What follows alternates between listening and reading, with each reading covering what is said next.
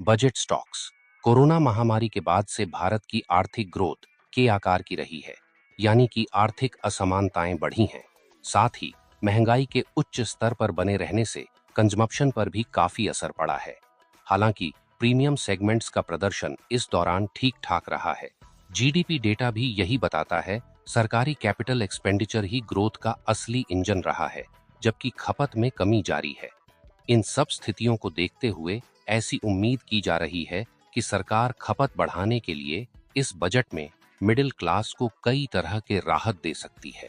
इसमें टैक्स की कटौती भी शामिल है, जिससे उनके पास खर्च करने के लिए अधिक राशि बचेगी। अभी तक जो चर्चा चल रही है, उसके मुताबिक स्टैंडर्ड डिडक्शन को नई टैक्स रिजीम के तहत बढ़ाकर 1 लाख रुपए किया जा सकता है, जो अभी 50,000 रुपये है। वहीं टैक्स स्लैब से छूट की न्यूनतम सीमा को 3 लाख रुपये से बढ़ाकर 5 लाख रुपये किया जा सकता है। नई टैक्स रिजीम के तहत फिलहाल 7.5 लाख रुपए तक की ग्रॉस इनकम वाले व्यक्ति को टैक्स का भुगतान नहीं करना पड़ता है। हालांकि स्टैंडर्ड डिडक्शन, न्यूनतम टैक्स स्लैब और सेक्शन 87A में बदलाव के साथ इस सीमा के बढ़कर 10 लाख रुपए तक जाने का अनुमान लगाया जा रहा है। अगर यह राहत दी जाती है तो 15 से 20 लाख रुपए तक की सालाना कमाई वाले मिडिल क्लास व्यक्तियों को काफी फायदा हो सकता है।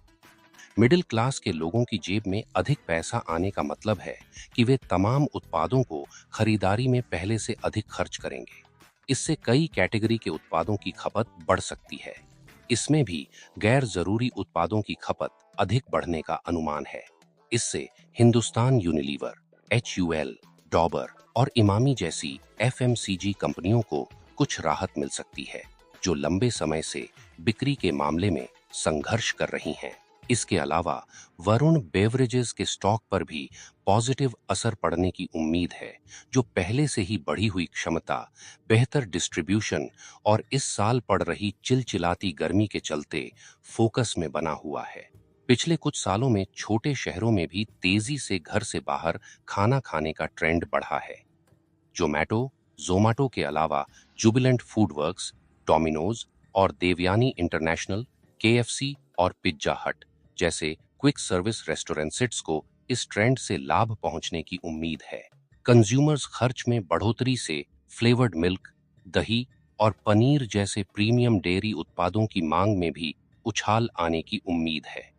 इस सेगमेंट में हेरिटेज फूड्स अपने वैल्यू एडेड प्रोडक्ट पर फोकस के साथ स्थिति का लाभ उठाने के लिए पूरी तरह से तैयार दिख रही है। बजट 2024-25 में मिडिल क्लास को अगर होम लोन ब्याज पर छूट और टैक्स बेनिफिट जैसे कुछ नए इंसेंटिव मिलते हैं, तो रियल एस्टेट से जुड़े पूरे वैल्यू चेन में मांग बढ़ सकती है।